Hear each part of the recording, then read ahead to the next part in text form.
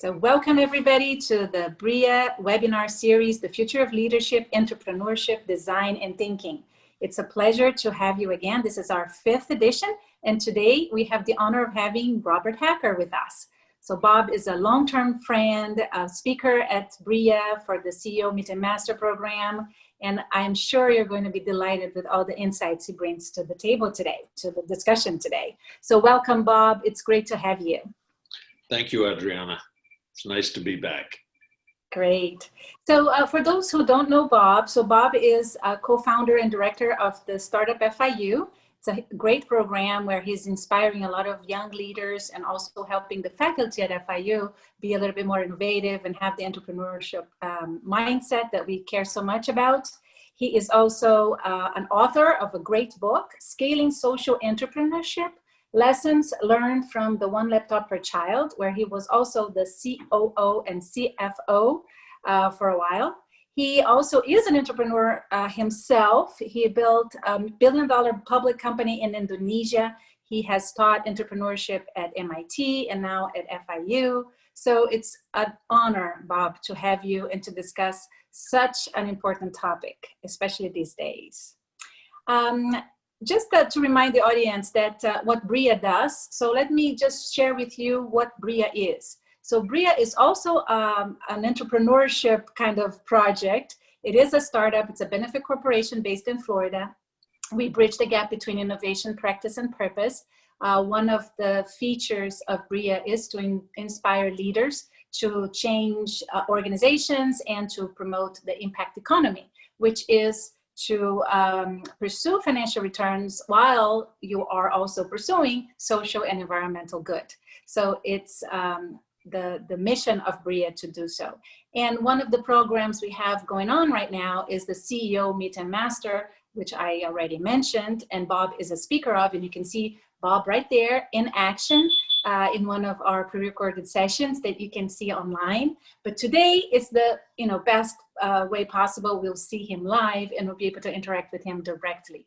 So let's forget about the slides now and let's jump right in. So leadership, this is such a dear topic to me, and I've been always talking about the fact that we are, each one of us are unique people with unique talents, and we need to embrace this journey and enjoy the way, right? Learning from people and learning insights and improving ourselves.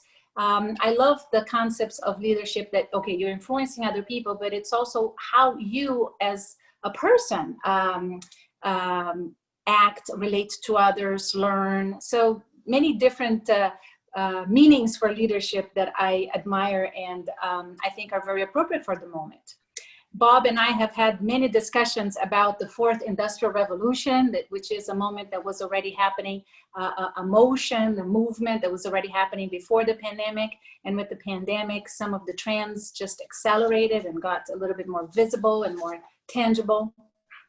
And I also love the concept that a futurist friend of mine, Edie Weiner, mentions in her talks about the fact that we are probably moving towards what she calls a public capitalism, where the ESG metrics and the impacts are a must. And everything you do about your money, the way you invest your money, the way you hire people and everything is everybody's business. So more and more people are aware of the role of businesses in society to help tackle all the challenges we face in the 21st century.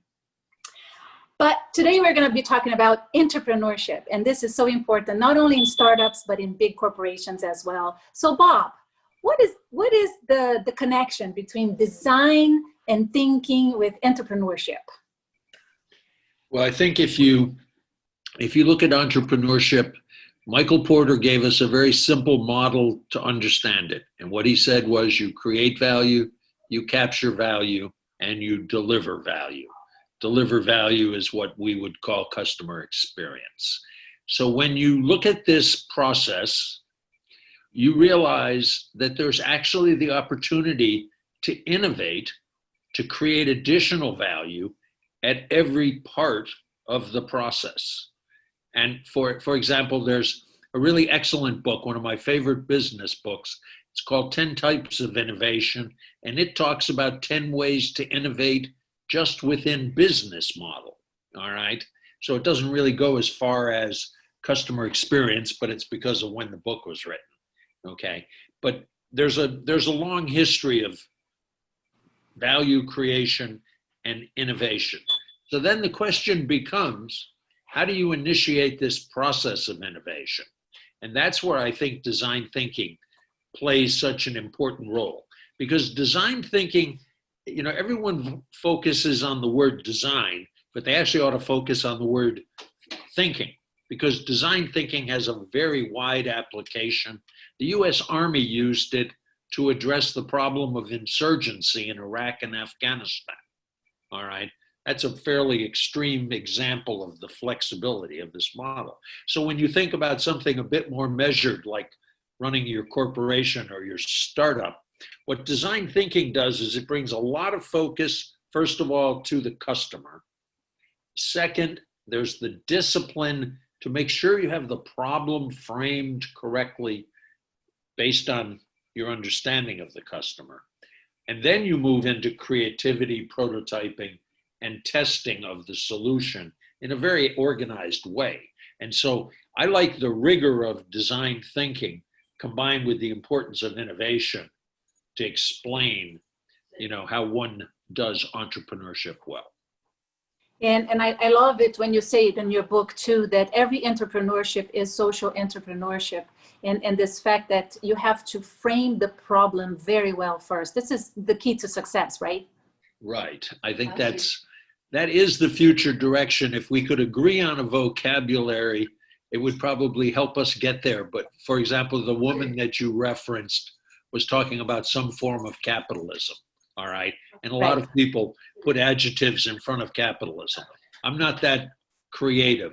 I just think that we'll start today with social entrepreneurship, which is really just entrepreneurship directed at a social problem, okay? And that will be the mechanism where the big corporate Fortune 500s and the international businesses can transition.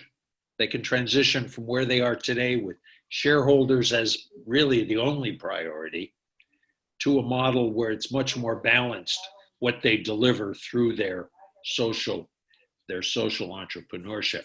What I tell my students is that when their children come to the university, I hope we're no longer talking about social entrepreneurship, that entrepreneurship has so ingrained social impact into it that we no longer need the adjective to describe it. That's my hope. Yes, I'm sure. And with you teaching the students, they will be inspired and the future of leadership is guaranteed. Another aspect that you mentioned is also the size. I mean, entrepreneurship is not only about the small startups, you know, small projects, not scalable. It's a mindset. It's a way to frame your business, right? Yes, it's definitely what I would call a process, all right? It has a definitive starting point where you're trying to understand the customer. You go through the definition of the problem and what that means in terms of what segments to start with.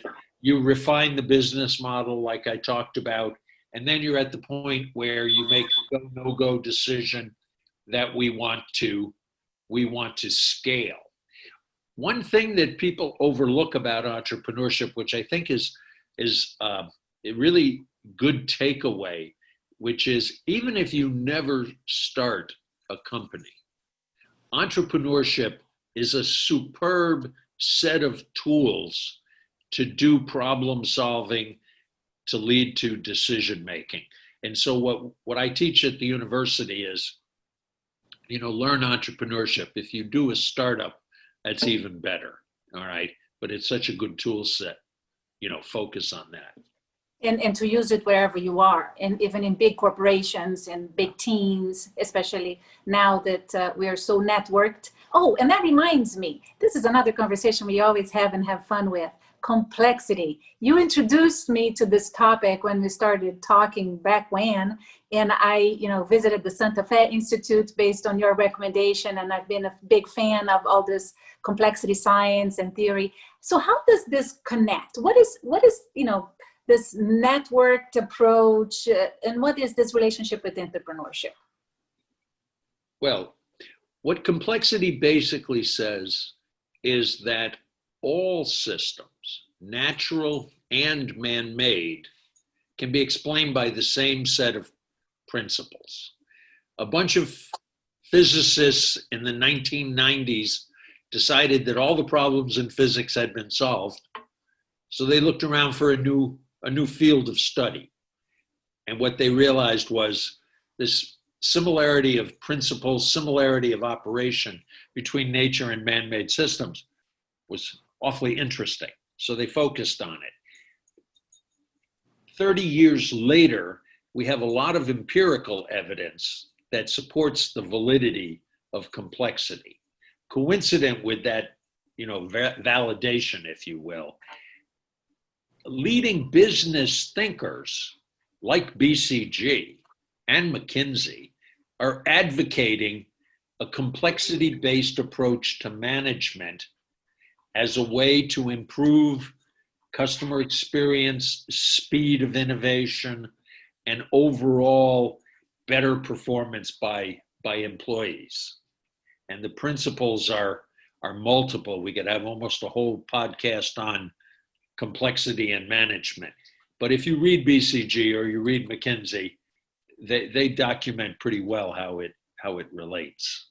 Right, and at Bria, you mentioned that in your talk for the recording session, but also we talk about that a lot, the way of thinking in terms of systems and balancing a little bit more, not being just linear, but bringing this other mindset and framework to the discussion. Well, one of the opportunities that I think Bria has is to start doing training for corporations to understand how to integrate complexity theory into modern management. Because modern management is going to be affected by complexity. It's just a question of whether your corporation is going to get out ahead of it and derive more benefit because you're first, or whether you're going to wait until, it's common and then adopt it. Yeah, and as we say at Bria, in order to change systems, you have to be able to see systems. So we are working with leaders to help them see systems and think in terms of systems. And that's something that I see you doing with your students a lot. You're expanding their way of thinking, right? Right. Well, remember the project that we worked on with the people in Germany, the big corporation, and they wanted a strategy for 300 years in the future. And, in my case, the biggest challenge was trying to get past 30 years or trying to get past a 50-year view of the future. I spend a lot of time thinking about 30 to 50 years. Thinking about 300 was really quite a lot of fun because it was so different. Yeah, but it's a way to stretch our mind and the creativity and thinking long term, which is something that I think businesses lack these days, right? The short-termism is really hindering the process of creativity in most organizations. Well, I was going to say that you should expand the consulting services of Bria to include the ability to create a 300-year strategy. All right, and what you realize in doing an exercise like that is that you have to reduce the problems and the scenario to very fundamental concepts. And when you start looking for fundamental concepts that are going to still be true in 300 years, that's where complexity, for example, becomes so relevant. All right. Right. And that reminds me also of a figure that you also mention a lot in your classes, the Crab Creativity Circle. I think we have that here. So Isabella, can you show it to the audience, please? I'd love your comments on that. And how does that tie in with complexity, Bob, please? Let's see if Isabella can put it on. Right. Well, the project I worked on at MIT was housed at the MIT Media Lab, which is a world-recognized authority on several subjects, one of which is creativity. And over a period of 10 or 15 years, the Krebs creativity cycle has evolved. And what it is it shows you that there are four modalities for creativity: art, science, engineering, and design. The way you understand it is that art changes perception, which then creates new information. Science takes the information and converts it into knowledge. Engineering takes the knowledge and gives it purpose. Design takes the purpose of the technology and gives it utility.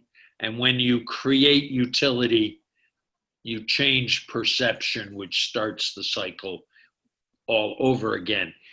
This Krebs creativity cycle is one of the concepts where I consistently find nobody gets it the first time. But for those of you that follow up and read an article on it, you'll find that it's an incredibly powerful tool. And it's incredibly powerful because it gives you four systematic ways to think about a creative solution or a creative approach. So you have a problem. What do we learn from art about how to think about that problem? What does science tell us? What does the discipline of engineering and the discipline of design do to our approach to the problem? And what you realize is that all four of these modalities are independent of whether you're in a natural system or whether you're in a man-made system. You can explain the natural system with science and engineering, much the same way as art and design can explain the science and engineering. So it's a very and this is also something you mentioned in another article you wrote about being in this this moment we're living, being sort of like a new renaissance, right? With more balance between arts and science, and the beautiful opportunity we have to create new narratives and produce more regenerative and instead of degenerative businesses, right? Yeah, I actually think that we're underestimating the impact of the new technology that we're looking at now with the artificial intelligence and the Internet of Things and cyber physical systems, all of that. We're underestimating. I think that we are actually at a point similar to the original Renaissance, that we are going to go through such a fundamental change that we should call this upcoming period the second Renaissance. And where I think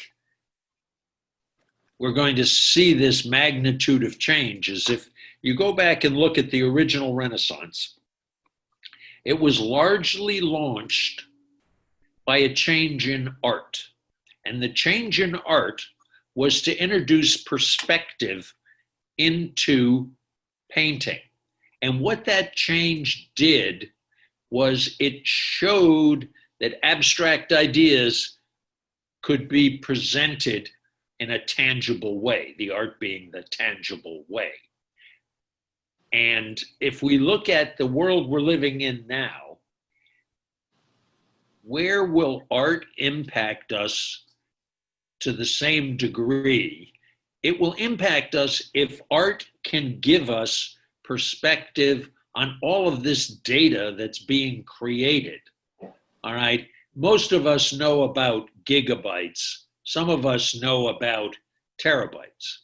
Well, there's something called petabytes, but they were so short-lived that they're now irrelevant because we have exabytes of data.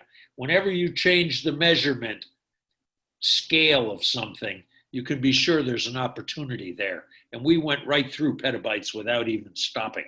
But the point here is we have so much data. The challenge is going to be how to visualize it so that we can draw those tangible, meaningful conclusions. And I think it will be art, and I think it might be virtual reality or augmented reality applied to this big data. There's a professor at FIU that does environmental studies, and she tells me that she uses virtual reality to walk through her data, because the data is so complicated, she can't understand it unless she puts on the VR glasses and pretends to walk through it. So I think that that intersection of art and big data to give us transparency in the data space, that's why it's going to be a renaissance. And also art has to do with emotions, has to do with values, right? So bringing back this balance between, okay, we have a lot of data science information here, but what are the values, the emotions of people, and bring this to a more balanced perception of life, right? Well, that actually, I think, brings us back to the role of design in the fourth industrial revolution. I think that design will always be the province of the human. The machine will not take away design. And the reason is it's going to be the design of algorithms that is the design that always stays in the human realm. All right. I think there's a high likelihood that a lot of discovery could move to artificial intelligence, machine learning devices, if you will. But designing the algorithms that the devices use will always be the province of the human. So let's continue to empower people and leaders to take over and not let their emotions away and make them meaningful, right? Well, yes, but I also think that we're on the frontier of understanding, social problems through computation. So things like agent-based modeling are going to help us to understand wealth inequality. They're going to help us to understand discrimination and some of the other really pressing social problems. But that's going to require new algorithms and new approaches. That new design is going to come from the humans. It's not going to be, just pure machine learning that solves wealth inequality. This is a perfect segue to invite Renard Aron to be with us also. He was a speaker in a previous webinar, and he's the author of a book on digital lobby and the rise of the citizen stakeholder. So Renard, please welcome, and you can ask Bob a question directly. Just one? I have so many questions, so I will pose one, but leave it very broad because it's been so interesting. Robert, Bob, you mentioned that companies are taking increasingly, or society is expecting that companies take a public stance on societal issues, and you just finished talking about inequality and racism, and you can talk about the environment, gun control. There's so many issues out there, and people, employees, societies want to see the companies taking a stance, but there's risk involved, of course, in taking stances, and we've seen retaliation, both by consumers and even by the public sector. My question is, and here is, well, I'm going to bring in a couple of things you mentioned earlier in the beginning of your presentation today, is what tools or frameworks do companies, and particularly the CEOs, have to make that decision whether they should or not engage in the debate? Is it design thinking? Is it using complex systems or network systems to make that decision? Considering that the online debate in a network system is so fast. Can design thinking move you? You have to do as I mentioned, identify the problem or what people think. You have to really understand the problem, do the prototyping, if you will.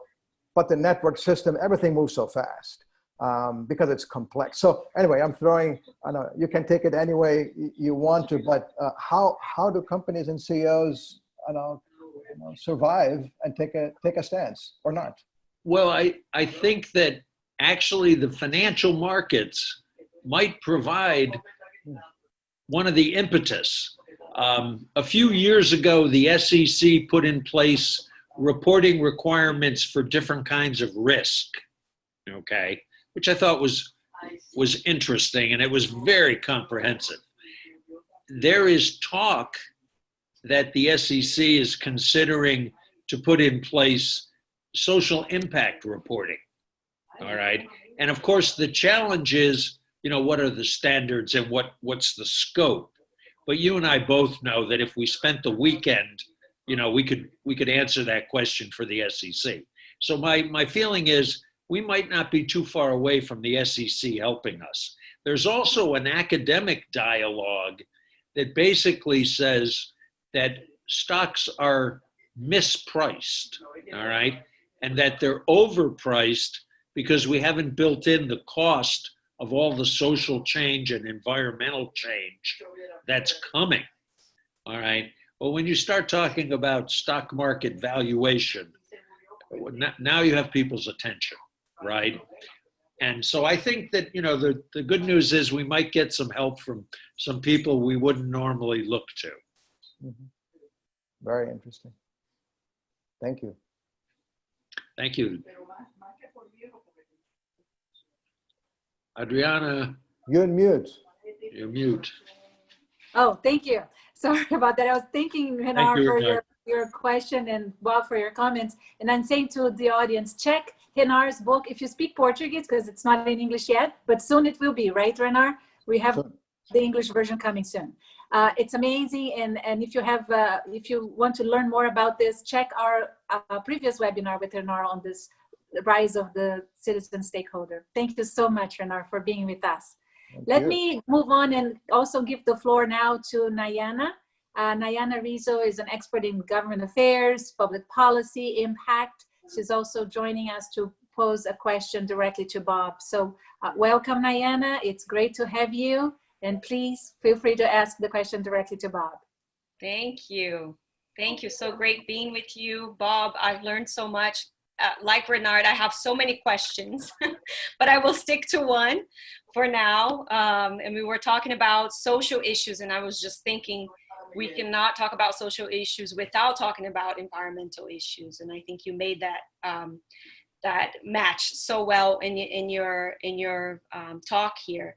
So I really want to talk about regenerative sustainability, if you will.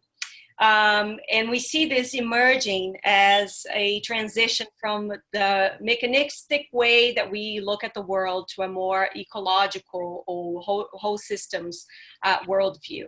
So my question to you is, how could we think about the edge of chaos that we're living right now with COVID and post-COVID and recovery plans all around the world, thinking greener economies? How can we think about or frame a more regenerative mindset when we look into the future that combines the necessity of society as a whole and also the integrity of nature? Well, I think for you. I think in 100 years, people are going to look back and realize that 2020 was an enormous inflection point, all right? One was obviously the effect of COVID, which kind of told the entire world, let's stop for a while and figure out what's going on. It's not very often that the world sort of stops. But coincident with that is a concept that comes from complexity. And your mention about the edge of chaos, of course, is what prompted it. And there's a man at Santa Fe Institute named Kohler. And what he says, which I think is correct, is that when you look at, call it industrial economies, all right, they have to pause every so often to rebuild the information infrastructure that they need to then go on a growth binge, if you will. I think that we are at the point where the advanced countries, the developed countries' economies are pausing to let the IT infrastructure catch up. We have the artificial intelligence, we have the Internet of Things, we have the big data. What we don't have is we don't have the computer science equipment to deal with the exabytes of data. So we have to wait for that to catch up. Well, while we're waiting to catch up and things are a little slower, to my way of thinking, that gives us the time to think about the regenerative opportunities. And so what all of us should be sort of doing is saying, you know, we've slowed down because we had to for a while. Let's take advantage of that time to do some really hard thinking about what we need to do, like regenerative approaches. So I hope you'll carry the message forward. Yes, thank you so much. Thank you. And thank you, Nayana, for being with us again. It's a pleasure to have you asking questions directly to our speakers. I will now invite Richard Gibbs, who is an expert in communications in big corporations, and he's also here to pose a question directly to you, Bob. So Richard, please, you feel welcome and ready to pose a question to Bob. Oh, you're on mute, Richard. Hi, Bob, and thanks, Adriana, for putting this together and getting me back in front of Bob again. Bob, you know, we're going through such a period of incredible social upheaval in this country. Specifically, you know, you look at the racial inequity in the United States and in some other places around the world, and there's been a response to that. You know, there's been a visceral response on the streets in the communities, and at the corporate level, there's been a response as well. You know, there are a lot of companies now have taken the initiative to not only look internally to see what they can do to address racial inequity, but they're also looking at their communities and how they can make investments in the communities to support Black entrepreneurship, Black businesses. My question to you is, what is the mindset, what is the leadership mindset that will hold somebody accountable to see that these measures move through this phase and not just kind of respond to the moment? You know, where is that legacy in terms of having that mindset to hold people accountable, have measurable outcomes to making these type of investments? I think that, you know, part of the answer is that we continue dialogues like this. Obviously, that's really important, Richard. But I think another part of it is people don't realize how many ways there are to help the minority entrepreneurs that doesn't have, you know, any effect on your existing corporation. You know, there was a famous case in Africa where they couldn't distribute drugs to remote areas. And then they realized that Coca-Cola trucks went to all those remote areas. So all they had to do is have somebody meet the Coca-Cola truck and the drugs got distributed, right? Well, that's, you know, a funny example, but it's the kind of simple thinking where we could have real impact every day at scale. And, you know, we could feel good about it, but it wouldn't change, you know, quote unquote, our existing business. And I think that's sufficient. You know, if people would pay minority suppliers, you know, 30 days faster than everybody else and take, you know, some appropriate discount, right? You would generate working capital for minority businesses. No banks, no government regulation, just, you know, Procter & Gamble deciding they're going to pay their minority suppliers. And I think that, you know, once that started to be a, you know, a topic in the Harvard Business Review, you know, we would have books full of techniques to do that. So that's kind of my thinking. It may not have been what you were hoping for, but I like to use the natural process of the corporation as the way to address social problems, because I think it's easier to get started.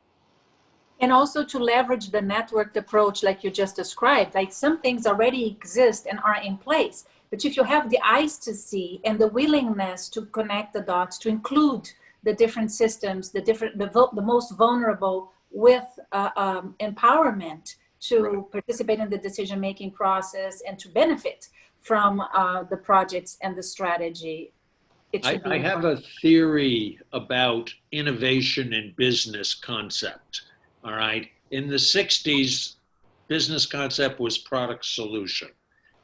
Around 2000, we started talking about business model. Today, we're talking about data analytics. How do we create value from the data that we capture? I think the next step is going to be innovation in business model for social and environmental impact. We're going to change the model to create that benefit. And I think that also is the kind of thinking that would help us be responsive. And especially if ESG metrics become more popular than it has been so far, we will have to be more accountable to those things. And then using technology to that benefit will be very good. Mm-hmm. Thank you. Thank you so much, Richard, Good for to see your you, question. Richard. Thank you, Good Bob, to for see your you. comment. So everybody, thank you, Richard. I will ask now everybody, if you want to make questions, please write in the chat. We will make sure to answer all of them. And before we go there, let me ask Isa to take the temperature of everybody who is here with us today. We have a little poll that we like to do to see how you're feeling about certain things. So let's see if we can all vote now and see how this audience sees this issue. So Isa, if you can bring the poll, please. Okay, so the question for you to answer is, how are you feeling about the global pandemic crisis? Are you optimistic, grateful, cooperative, patient, resilient, frustrated, or fearful? So let's just click and vote, and we'll have the answers in a little bit. So answers are, lots of frustrated, resilient, patient, and cooperative. So we have a distribution there. Nobody's grateful or optimistic about that. Okay, and then we have a second question for you. Let's put the second polling question for everybody to vote. So how do you think you should feel in order to drive positive change? We were talking about emotions and values, and if the quantum physicists are right, our emotions matter, our energy is important here. So how should you feel? Optimistic, grateful, cooperative, resilient, patient, frustrated, or fearful to promote change? And the answer is, all right, cooperative. That's great. So we are all about collaboration at BRIA, and Bob was talking about networked approach and the fact that we need to create new narratives, and together is better than alone, right, Bob? So you're on mute, so please unmute yourself and feel free to comment on the polling while we get the questions from the audience. Well, I think that all of us should be trying to foster an environment where we're optimistic about the ability for social change.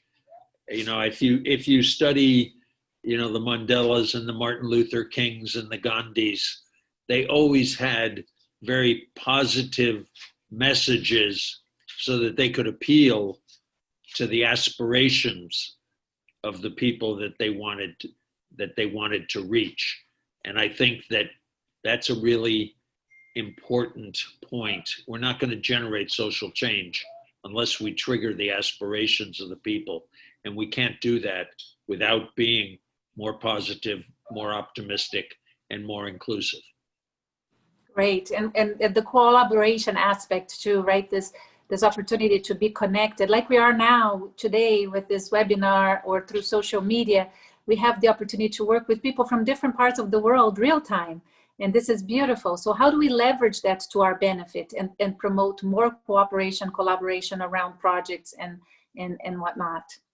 Okay, we have a question coming. So let me ask the question from Christian. And please feel free to ask your questions through the chat, and we'll make sure to ask Bob. So Bob, here's a question for you. Will we see mental health become as relevant as climate and environment for strategy setting, social entrepreneurship, and the new renaissance? Another question he poses together is, how should leaders consider that dimension on the decision-making process? Well, I think the second question probably gives you the answer to the first question. In my view of leadership, you have first the mission, second you have your people, thirdly you take care of the leader, all right? So I jokingly say that I take care of myself between 4 o'clock and 8 o'clock in the morning. The rest of the time I take care of the people or work on the mission. But the point is, that we are not culturally attuned, I think, in this country to mental health. And it shows itself when you see the way people are challenged by COVID. All right. It's obvious that people are having mental issues, but they don't know what the alternatives are. They don't know what the avenues are to find support and perhaps improve their status. And so I think that we have to realize that mental health is as important as, economic well-being, personal development, time off, all of those things. I think that's where we have to bring mental health. It's long overdue is what I'm basically saying. Yeah, people talk about people first, and this is such a particular aspect of people, right? Making sure that people feel good, and mental health is considered in the bigger picture. Well, if you want to have fun in an interview, put up 3 circles or 3 bricks, and one brick is mission, one brick is people, one brick is self, and ask the interviewee to prioritize the 3 bricks. All right. Most Japanese would put the people first. I think most US military would put mission first. All right. You get anybody that puts themselves first, you don't want to hire them. Well, or if you follow the rules in the airplane, you put your mask first, and then you can help others. Otherwise, you don't have the oxygen, right, to help anybody. Anyway, I think we have to balance that. Huh? You don't behave that way, so I'll forgive you for saying that. No, I'm just saying that you probably have to take very care of yourself too, because we want you to be with us for a long period of time, not just taking care of yourself from midnight on. But it's like leaders also have to take time to think, to reflect, and that is particularly better done when you are attuned to your own values and to your own well-being. So I think that's important. And if you want to foster mental health and well-being of others, you need to know how to do it with yourself, right? You can't just, you have to walk the talk. That's what I mean. So that's why it's important to behave that way. I agree. I think you're absolutely right. We have another question here from Paula, whom you met at the CEO Meeting. So Paula is saying, I'm fascinated to learn about the Krebs creativity cycle. With COVID, climate change, and social unrest, is there a space or opportunity to use this model for public-private partnerships to tackle these issues? If so, how? Thank you. Is she your friend that got 2 PhDs at Harvard? No, almost. She's the one who sat by you at the CEO Meeting and had very, very interesting questions and insights as well. Right.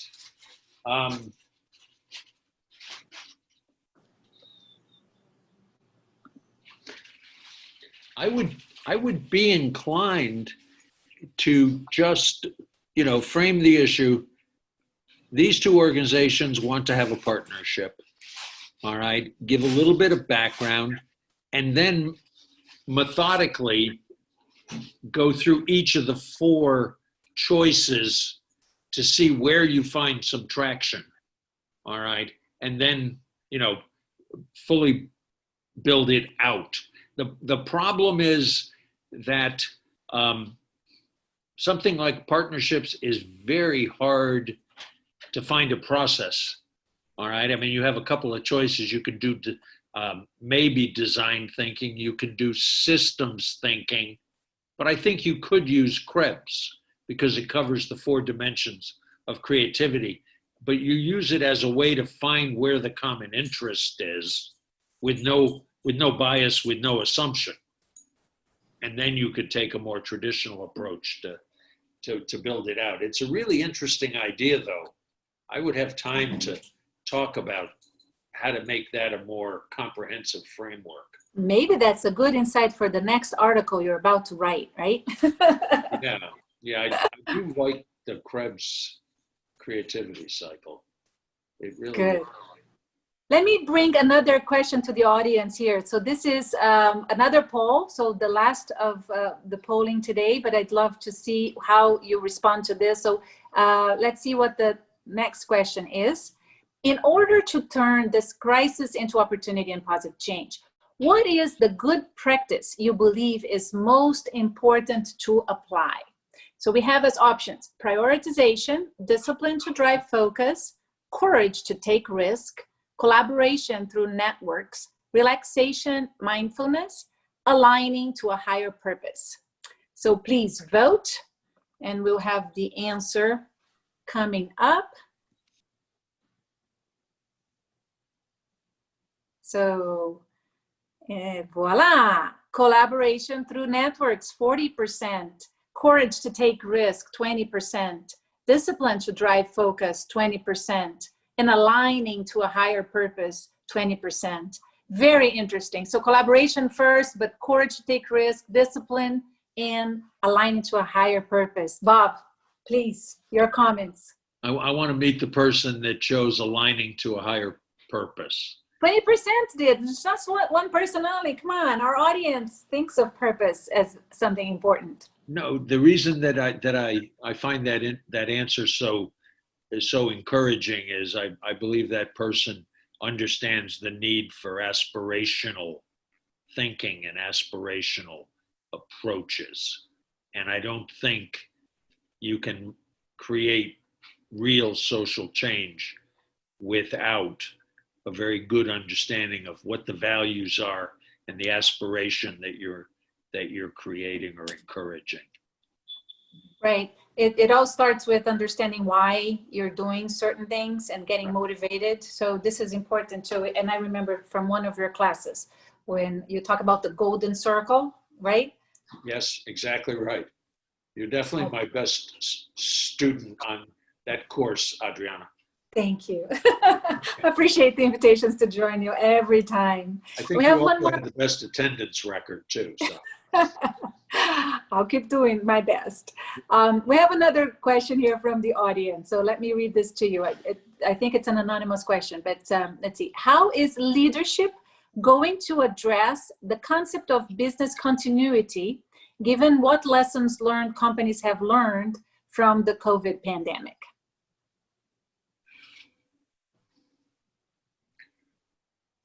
Well, one of the concepts that you talk a lot about is the idea of resilience. All right. And I think that resilience is now front and center on everyone's mind because of the scale and the nature of the unintended consequences. I don't think anybody was sitting there saying global supply chains are going to shut down in 5 days and was ready for that, right? So just as an example. I think that the other thing that is going to happen is I think there's going to be more sharing of resources. When you look at resilience, there's sort of 3 levels to it, according to a man named Folks, Foulkes. And so you have your agent, your company, all right? You have some very closely affiliated other agents. So like a mother might have children, okay? That's the first level. The second level is the network that you need to maintain your, call it equilibrium.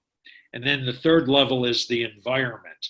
And what I think is going to happen is that we are going to be more conscious of building in reciprocity and collaboration with that network that we need to create equilibrium. Today, it's kind of informal. I think what's going to happen is people are going to formalize it because of the shock of COVID. So I think that's another. So this is a beautiful lesson, right? When we were all taken by a higher problem or situation that kind of connected us all and a common threat or a common challenge, we tend to collaborate more. So we use the power of the networks, correct?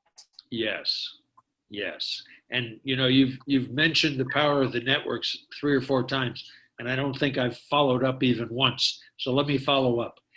Please do.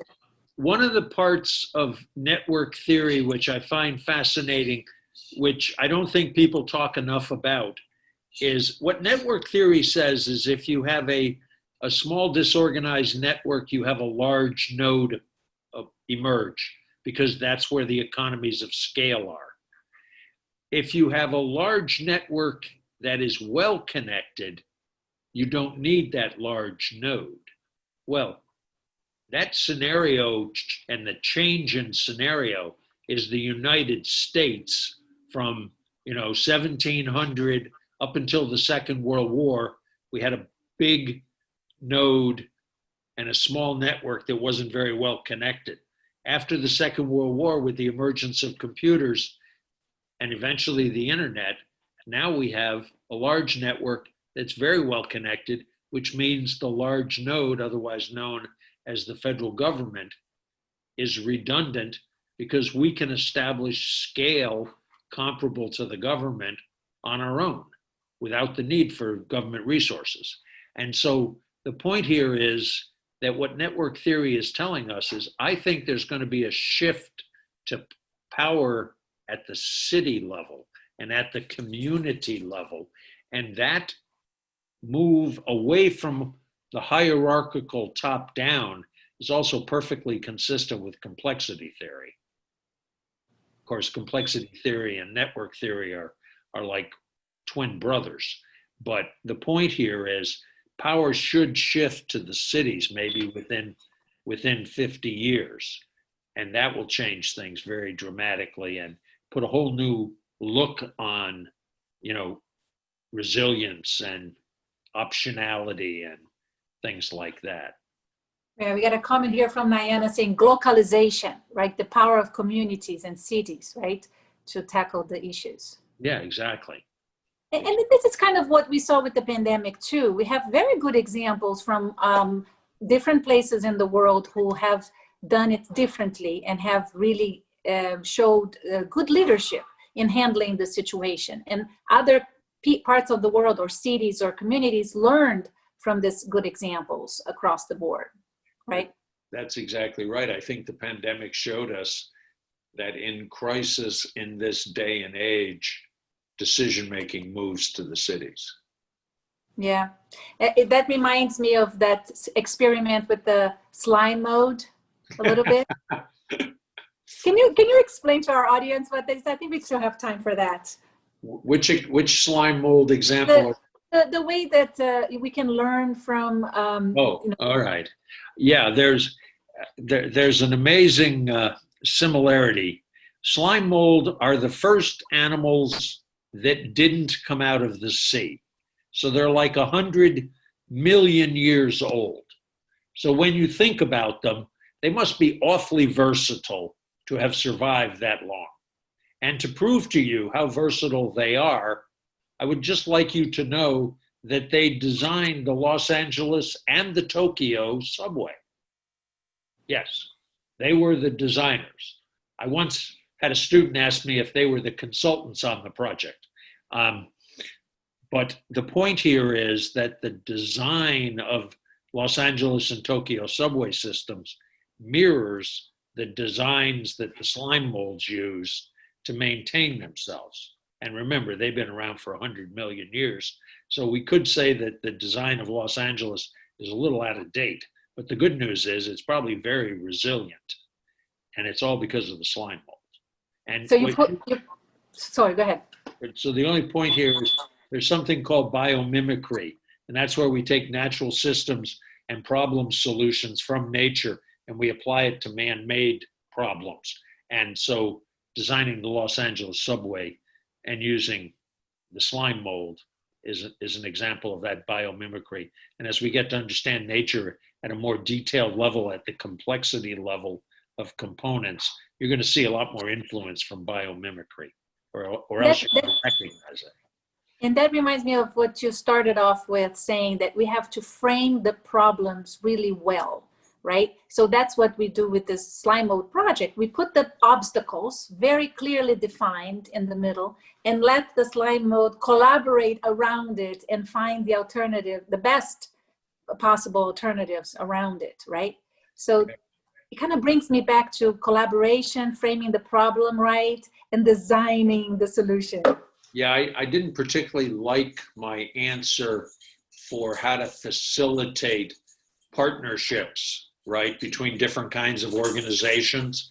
Maybe we should hire the slime mold as consultants and put them in an environment with another organism and see how they find an equilibrium that's cooperative, you know. Yeah, but this is a good thought to leave our audience with, like the need for empowering people to be leaders and frame the problems in a way that they have more clarity, using design thinking to bring more aspects of the problem to their awareness, and collaborating with each other, tapping into the power of networks to be able to, you know, change systems and promote positive change, but all with a very entrepreneurial mindset, right? Taking risks, learning all the time. I love that. So with that, I will pass the word to you, Bob, to also offer your closing remarks and message to our audience that loves you so much and want to hear more from you. Well, I thought your closing was superb, as usual. So well done. I think that a lot of these concepts are not well known to most people.